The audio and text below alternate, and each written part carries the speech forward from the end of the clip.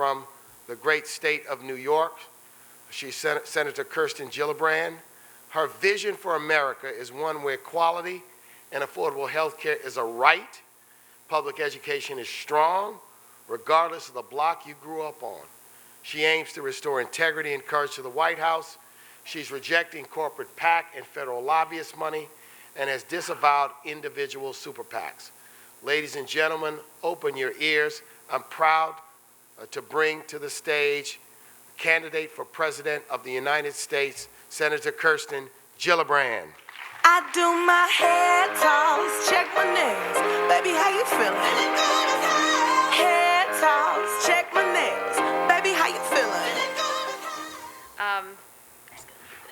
I just want to thank you all for having me today. This is a huge privilege and an honor to be among you to talk about some of the most urgent issues that our country is actually facing.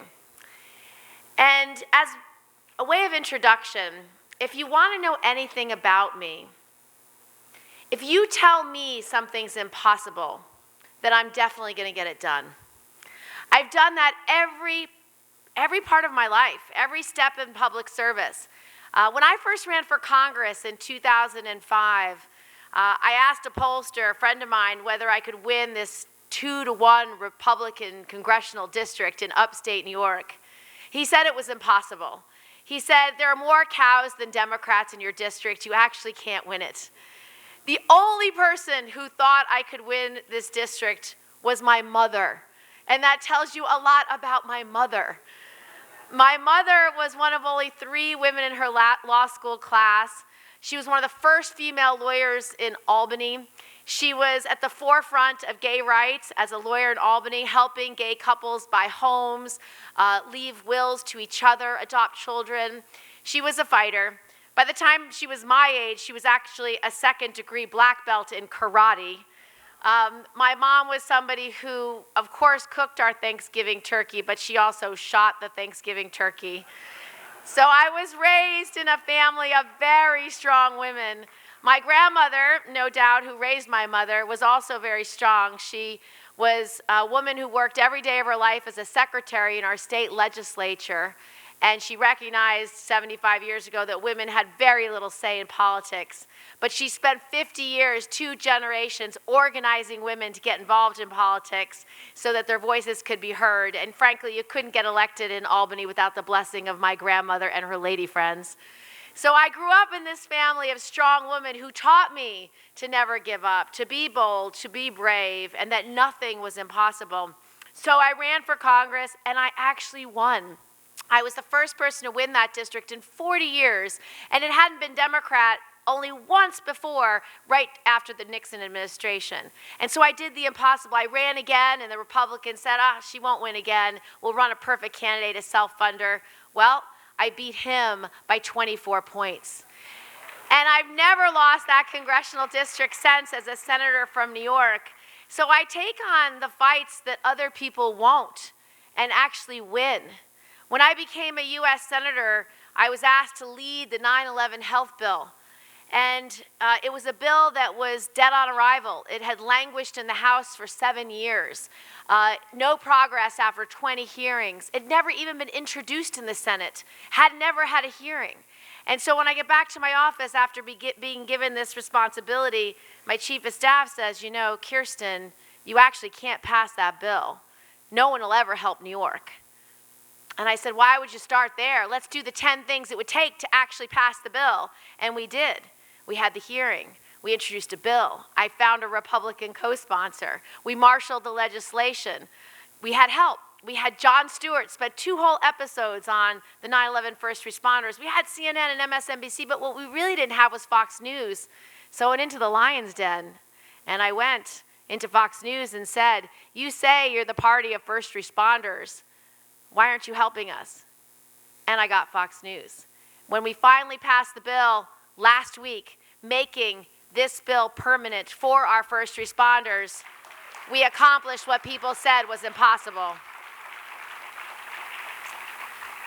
So when I sat down for lunch with Mark about a year ago, we were talking about how institutional racism has really harmed communities and left them back for generations, and how the economy doesn't work for everyone and certainly doesn't work for a lot of Black Americans.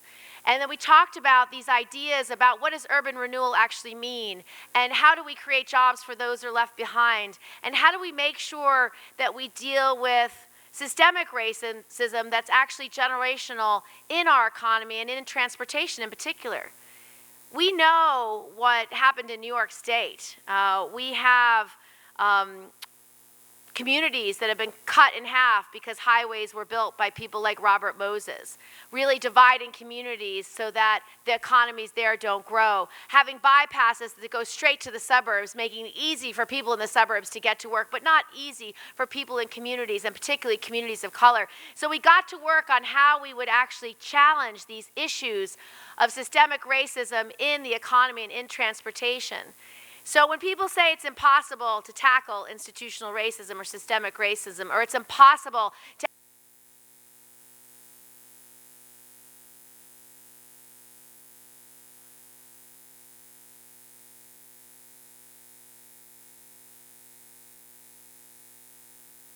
I can do it without, oh, you got the microphone? Okay, I got 4 minutes.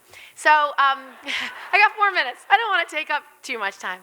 So, that's what I'm doing as a presidential candidate, because the truth is, I have enormous opportunity and access and privilege as a white woman, but also as a U.S. Senator, as someone who's running for president, who has this presidential platform to talk about real injustices in society.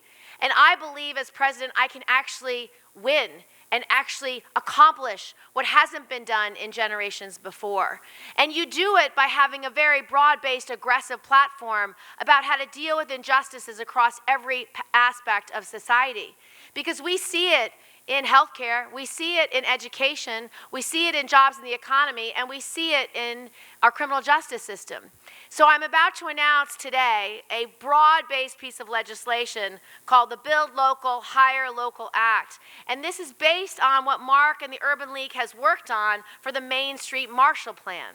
And so we've taken these big ideas and we've actually put them on paper to show what we can do to create job opportunities for everyone in this country, and using the investment in infrastructure as a leverage point to do so. So I want to make sure that the $100 billion that we invest in infrastructure every year is geared towards making sure communities that are left behind have access to those jobs, have access to that training, have access to the outcomes, making sure infrastructure is actually built in ways that includes communities that have been left behind and guarantees that connectivity. And so that's what we've done. We've written a broad-based piece of legislation that will create high-quality jobs for communities left behind, particularly communities of color, making sure we rebuild our infrastructure with new opportunities for small and disadvantaged businesses. I will use my SBA as president to help minority-owned businesses, Black-owned businesses, women-owned businesses who don't have the same access to capital that other businesses do. I will dedicate investment to struggling areas to connect communities to greater opportunity and provide pathways to careers in construction, specialty trades, and other infrastructure jobs, guaranteeing that 50% of the money spent in infrastructure is being used in communities left behind, guaranteeing that 30% of the money that we spent is spent in companies that are Black-owned companies, minority-owned companies, and women-owned companies, and guaranteeing by the end of my presidency that we will have 100% of all federal acquisition by America, made in America. That will create broad-based growth in all communities to make sure we are building the things this country needs. Now, in terms of other ideas about how to close the economic wealth gap between Black America and white America, we have to make sure that we're investing in our education system and our public schools. We need to make sure that no matter what block you grow up on, you have access to a good, high-quality public school. That means fully funding our special ed, not just at the paltry 18% we fund it now, but 50%. So we actually help teachers and help communities thrive in all of our communities. It means postal banking. How many people do you know in communities that are left behind don't have access to basic banking, don't have a checking account or a savings account? And think of all the predatory lending schemes that are out there. When you buy that couch that costs $200, but because of layaway, you actually spend $500 on the same very couch. That's a problem. So you need postal banking so the 30,000 post offices in America today can be used for access to capital. And then don't leave behind what has to be done in our criminal justice system. We should legalize marijuana, decriminalize it, and deschedule it. And one of the reasons why that is so important is because we don't enforce our criminal justice laws the same. We know that black and brown and white young men smoke pot at the same rate, but who gets arrested?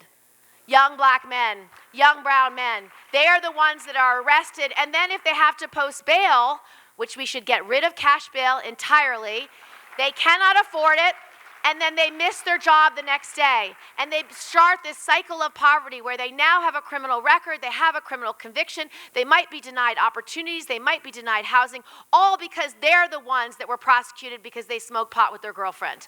That's the problem.